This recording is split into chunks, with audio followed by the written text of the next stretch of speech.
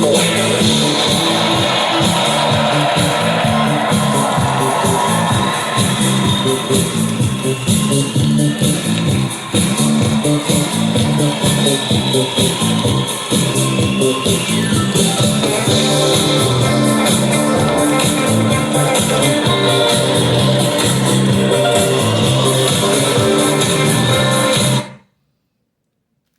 to another edition of 42 Straight Years In.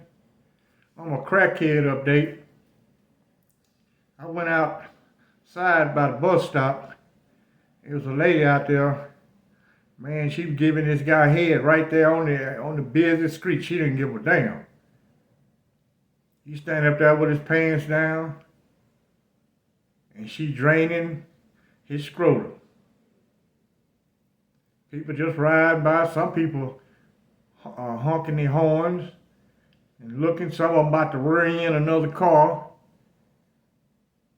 I turned around and walked away. I don't want to see the shit. That's my crackhead update. Y'all know what it is. Get your shanks out and let's get ready to ride. Now, I'm going to start out with a feel-good story. They got a store inside of this complex that I live in. They don't sell major items. They sell pizza, all type of snacks, toiletries, and they just opened it back up. It had been closed due to the pandemic. Well, anyway, I was walking up on the third floor. I just want to walk up by the computer lab. I don't never go in. I just look at it. I never go in. You don't be crowded. I just don't go in it. Inside. And that's where the store is located. And this guy asked me, he said, hey, will you do me a favor? I said, yeah, what's up, man? I see him occasionally. I didn't know he lived here. I see him come with a delivery truck all the time. I didn't know if he was a resident here. Well, anyway, he didn't have his electronic key with him. After 4 o'clock, the doors close here. You got to have the electronic key in order to get in. And on weekends, they locked all day. If you don't have an electronic key, you can't get in unless someone lets you in. Anyway, I told him, yeah, man, I'll do it. So he went out we got on the elevator. He went down to his delivery truck and loaded up his cart, and he started talking to me. He said, yeah, man, he said, I own, I'm the one who supplied this store. He said, I got vending machines and other stores just like this all over Dallas. And he was telling me, hey, man, I got my master's in finance. I got an MBA in finance. That he used to be an investment banker. He worked there for 3 years. Told me during college, man, he come from a poor background. He come from Oak Cliff. Product of a single mother, raised by a single mother.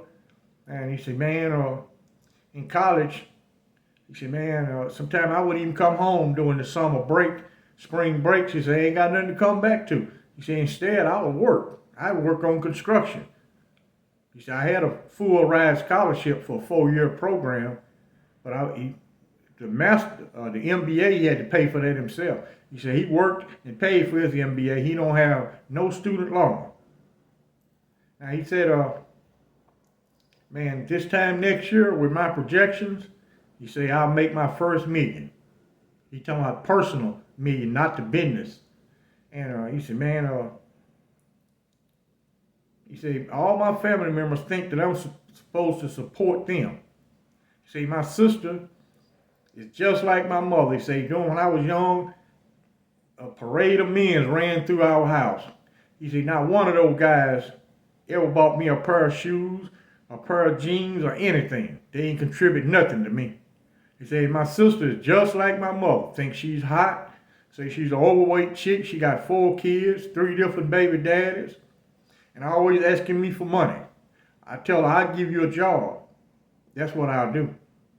He said, man, I pay all my drivers a starting salary is $18. All you need is driver's license. He said, but they don't want that. They want me to just dry ass give them my money when no one gave me anything. Now, I like to hear that he got his out of the mud. And he lived here in this complex.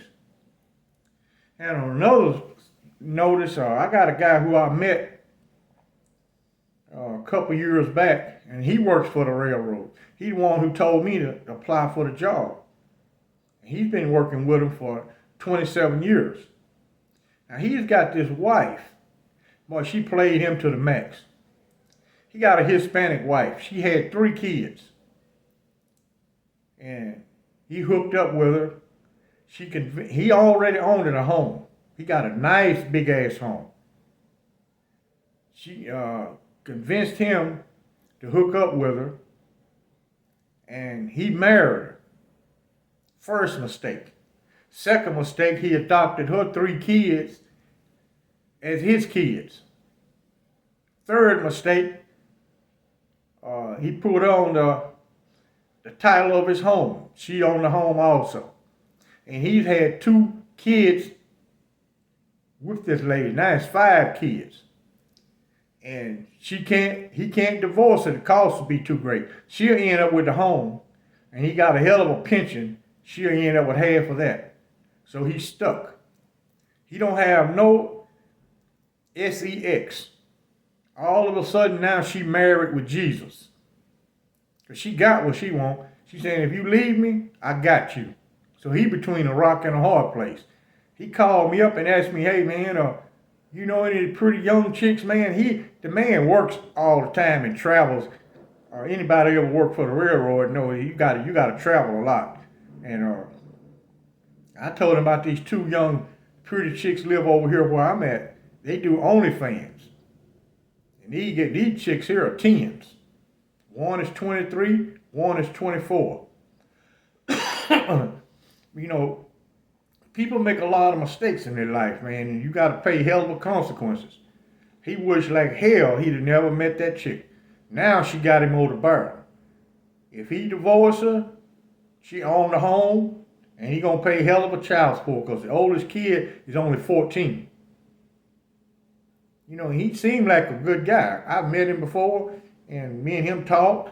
We hit it off real good. You know, he just a regular old dude who work hard as hell, trying to provide for his family, but she don't provide him no bedroom for him. He got to go take that elsewhere. That's money being taken out of the household. Anyway, I just want to put a couple feel-good stories out. You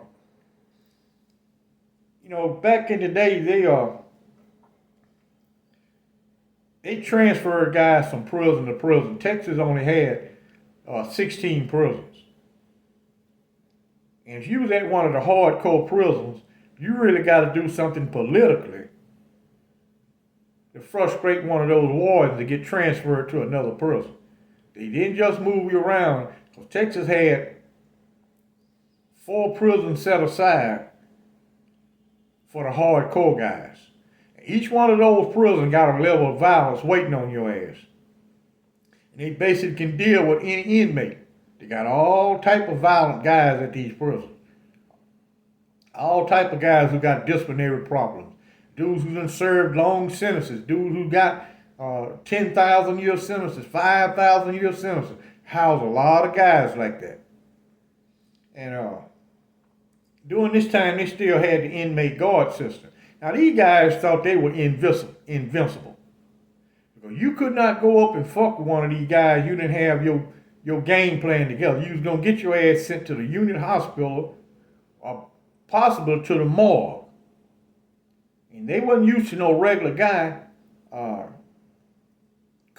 contesting them on anything. They wasn't used to that. Most of the inmates back during that time avoided these guys like the plague. They didn't want to have nothing to do with them.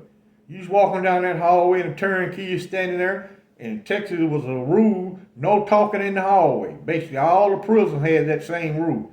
No talking in that hallway. No stepping on side that yellow line. If you did, you was going to get your head bashed in.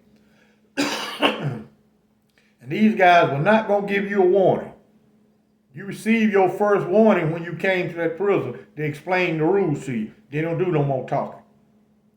And we had this guy,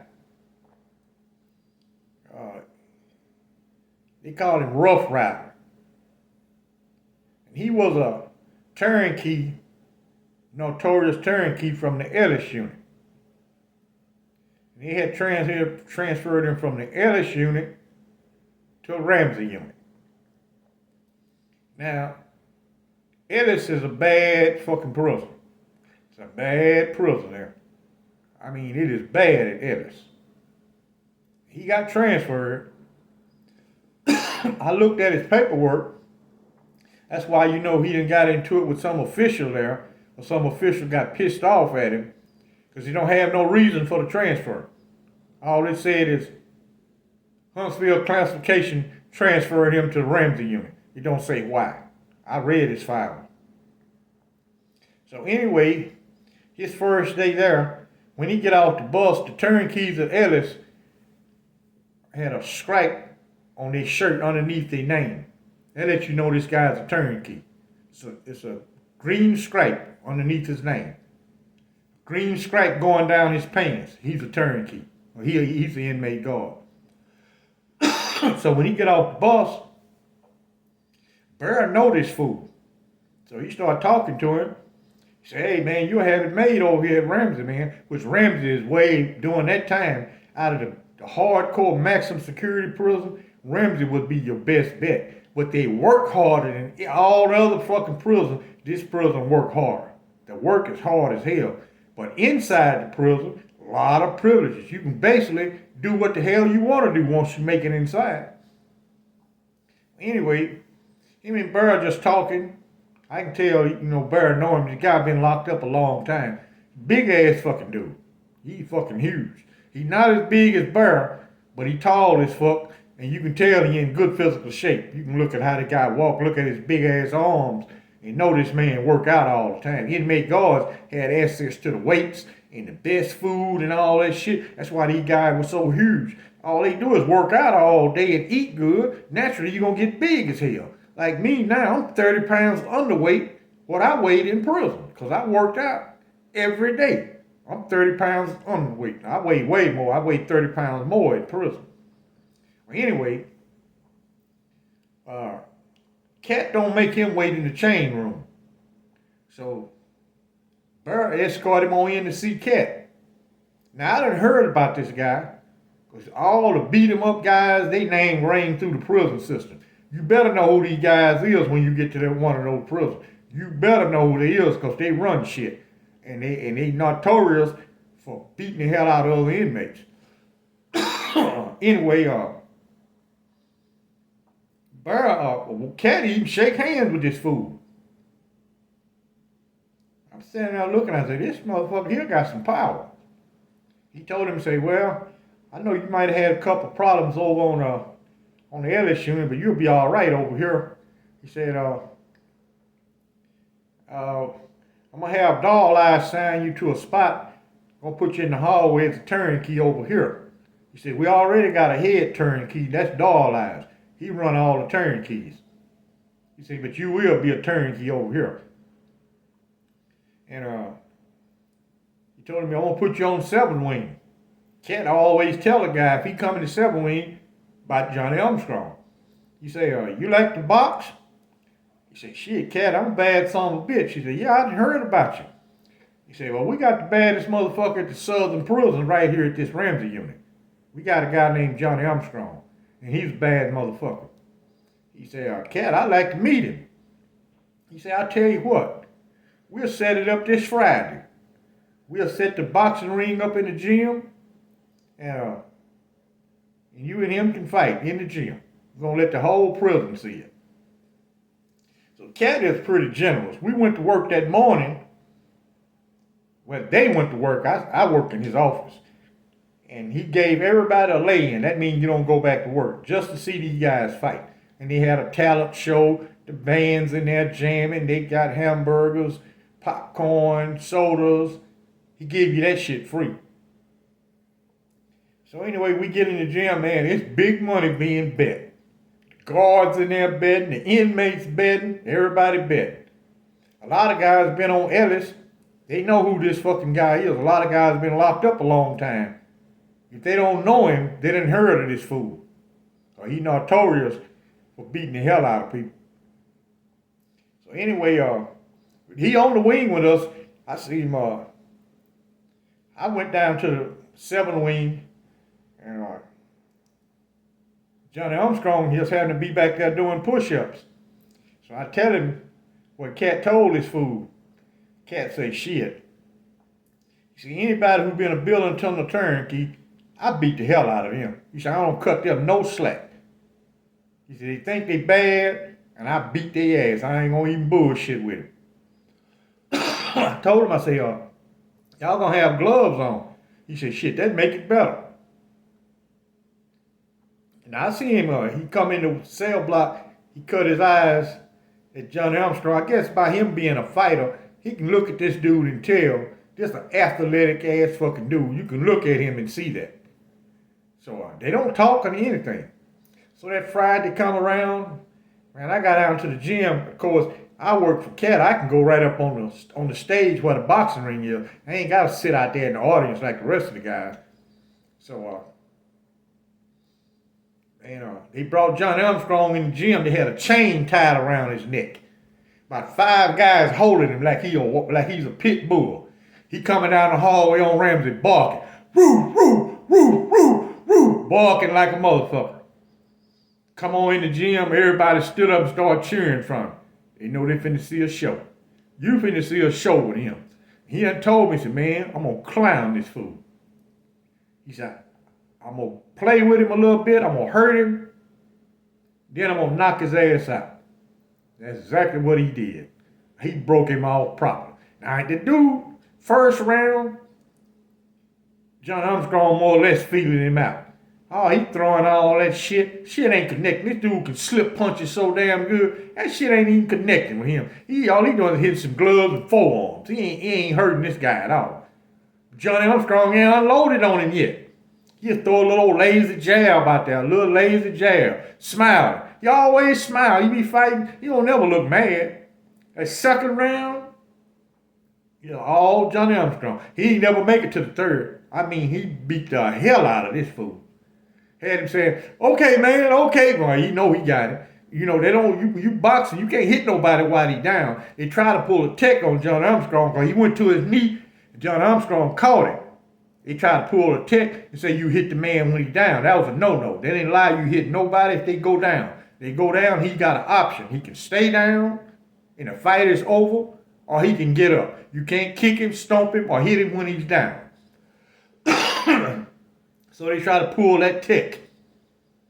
One of the wardens from Ramsey 2 tried to pull that tech because he doesn't bet Cat. He trying to win his money. This Cat said, hell no. He went to his knee, he got hit. He let him get back up. He let him do it. Shake the shit off. He backed all the way over in his corner. Third round, about the first minute in the third round, he knocked his ass smooth out. He knocked him all the way through them damn ropes. Damn near knocked him out in the audience.